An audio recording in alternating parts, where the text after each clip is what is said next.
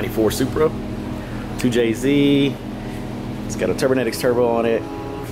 6466 is what I'm told, but he's not sure because it was bought used. Got the FSR cast manifold. So this thing ought to work pretty well. It had a much bigger turbo on it before. It was more of a drag car. This guy's wanting to take it back to street, but it's still got turbo 400 in it. And right now, just going over the initial testing, just checking out the car, just all that type of stuff. So we've already synced our timing. That's a very important first step. We're about 5 degrees off from being fully synced, so now that's straight. Just check the oil. Oil was about 1 quart low. Just check the water. The water was about 1/2 to 3/4 gallon low, because initially, I guess, it just got worked on, so maybe they didn't fill it up. Hopefully we're not leaking water somewhere, or that we don't have it pushing water somewhere. We're gonna find out soon, so we'll see. But this car is actually running on an older Link G4 ECU. You can see it there. Yeah. So not the new G4 Plus. It is an automatic, but they did a pretty cool deal there with the shifter boot and all. But yeah, so Link G4, it's running on ethanol. It tested out actually like E87 or something. We got a place close to us that has really high content ethanol from the pump. So, but yeah, so it's running on ethanol. We've got Bosch 210s in there, so we got plenty of fuel. We've got a pair of Walbro 450 pumps in the tank. We're gonna see what this thing does. Start out at spring pressure, build up.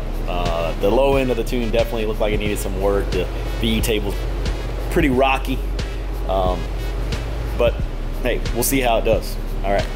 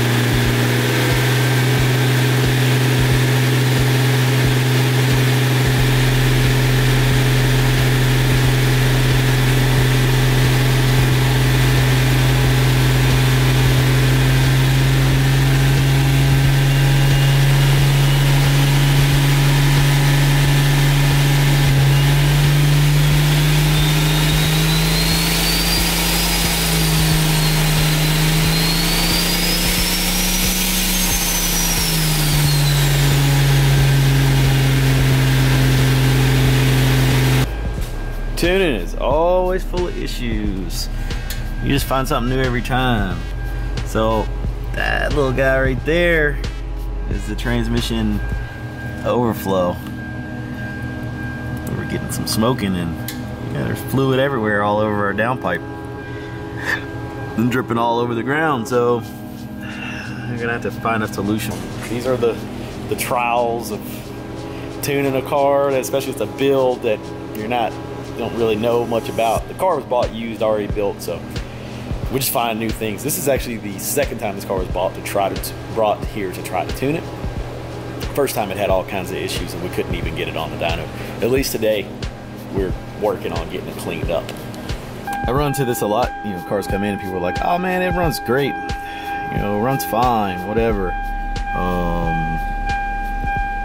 That VE table does not reflect what I would call a car that runs fine.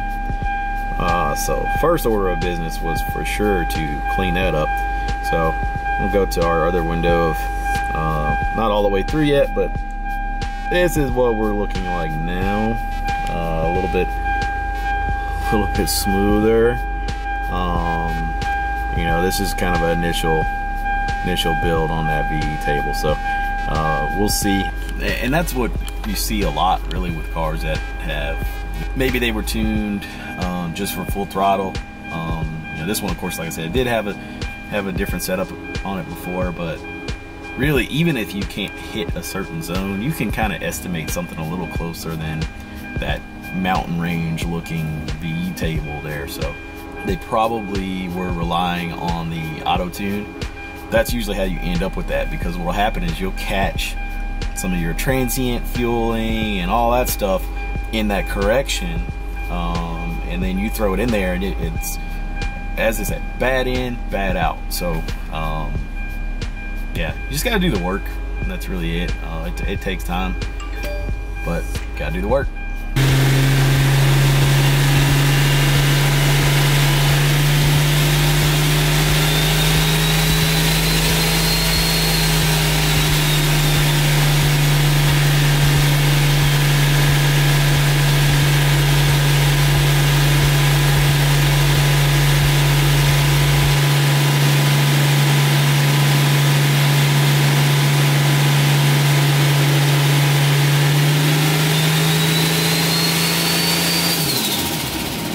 Keep seeing some smoke from this area. It's pretty sure that I took care of the transmission fluid issue. One thing I don't like, can't really see it, but that wastegate dump tube doesn't actually go down and exit under the car. It stops right up under that downpipe there. And I don't think that's gonna be good, because I think sometimes people forget that fire comes out of there. Yeah, fire, bad. So anyway, I think I'm gonna try to just flip that to where it's pointed straight up, and then it won't be a concern of burning up the AC lines down here or anything. So we'll see. This car had a bigger setup on it before. It had a much larger turbo with a tubular manifold and everything like that, and when he decided that he wanted to kind of make this more of a street car than it was when he bought it, we talked about it, and I advised, I was like, man, let's go with this, and we don't have to worry about anything cracking. It'll be a little more compact setup, you know. So that's what we went with, and so just gotta make it all work.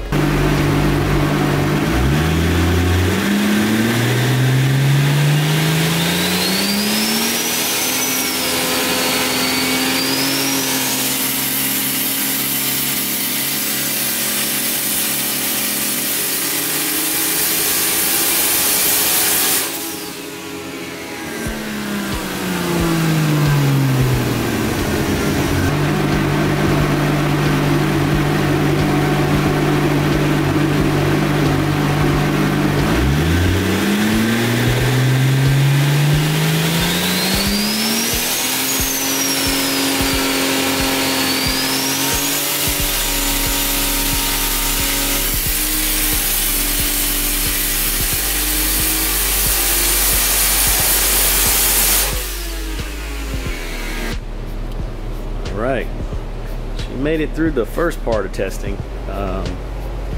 Did a little work on just on spring pressure. It was about 14.5, 15 pounds of boost on the spring, so about where we hoped. We're making just under 500 wheel right now, and I'm gonna start creeping up on the timing a little bit on this boost level, see if we can maybe gain any power.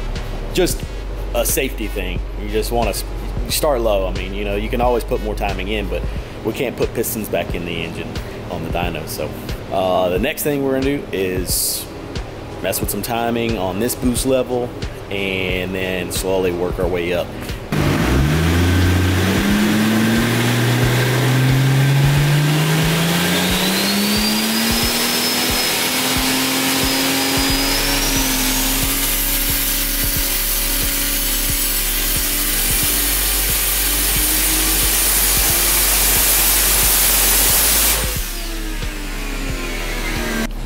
Alright, so that one was just an initial pull just to make sure our boost solenoid is working like it's supposed to. I added like 20% duty, picked up a few pounds of boost, so we know it's working like it's supposed to, we know it's hooked up like it's supposed to, all that stuff. So now we're gonna clean up the fuel a little bit on that setting, and then just keep on stepping up. And I don't know where we're gonna end up on this thing. We'll see where the ignition system's happy, fuel system's happy, all that stuff. We just have to see how it plays out. The car will decide. All right, still turning her up slowly. Checking fuel as we go. Just making sure we're hitting our targets. Still a little rich. Making pretty good boost now. And power's going up, but like I said, we're rich. And just to kind of give an idea of what our fuel table's looking like, it's really staying about similar shape to what I guessed at the beginning when I was trying to fix the Rocky Mountain range it had. You want to start on the safe side, so I wasn't too bad, about 5 to 8% rich on it. So I'm gonna pull that out and keep on going.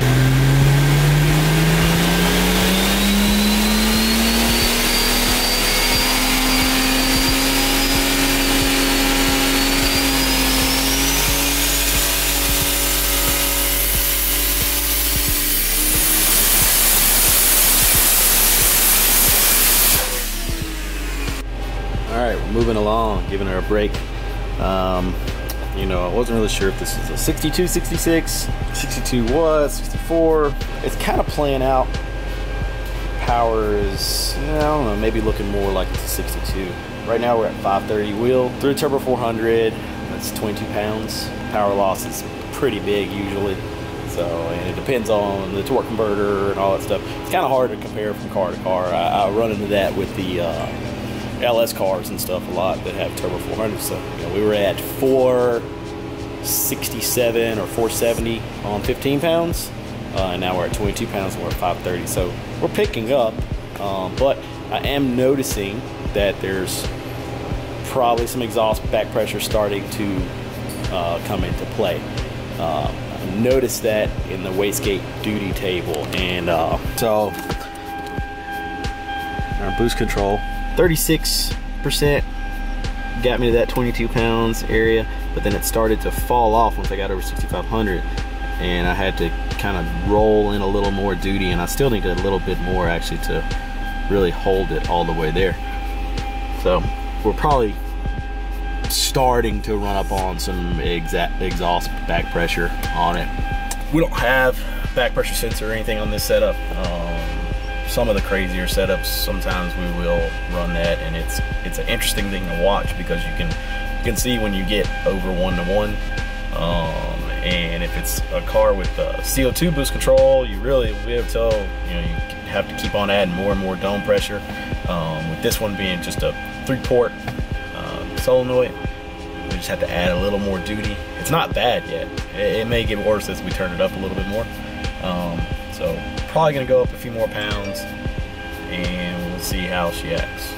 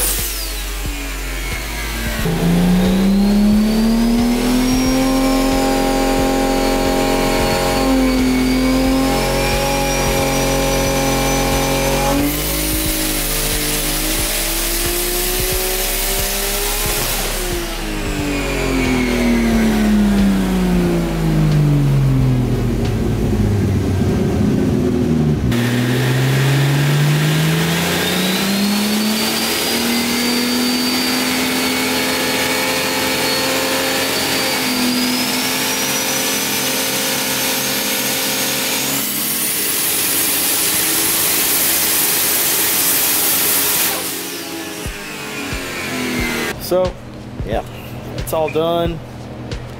We ended up at 580 wheel horsepower. Not bad through turbo 400. 582, 454, and we're at 471, 382. So you can kind of see where I was talking about the boost falling off. The green line is our higher boost pulls, and you see how it comes up and then it just kind of levels off. The boost just couldn't hold up there. So Keith's happy. I'm pretty sure Jordan's going to be happy with it.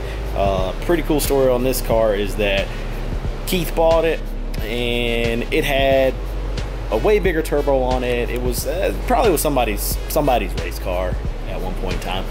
He didn't really enjoy driving it. It had a really big turbo on it, a lot of lag, didn't drive well. So, you know, decided to change it. And then he decided to give the car to his son, Jordan. Jordan's 16.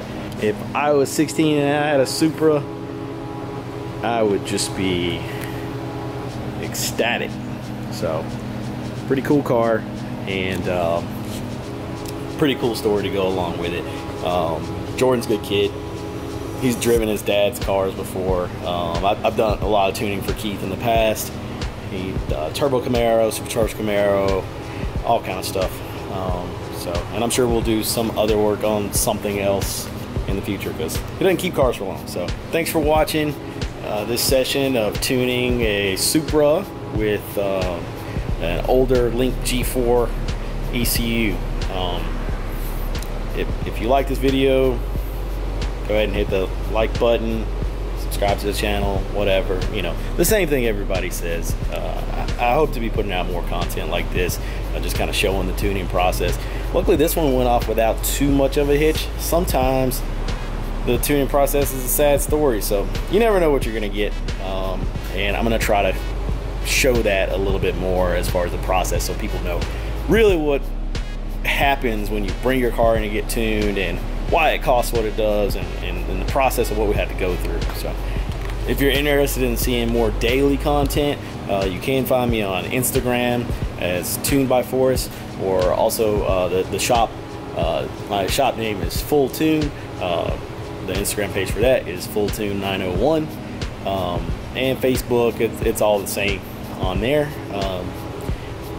YouTube uploads probably won't be quite as frequent, but I'm always putting up little clips and info on cars that I've tuned and things like that on Instagram. So it should be something to keep you entertained. Thanks.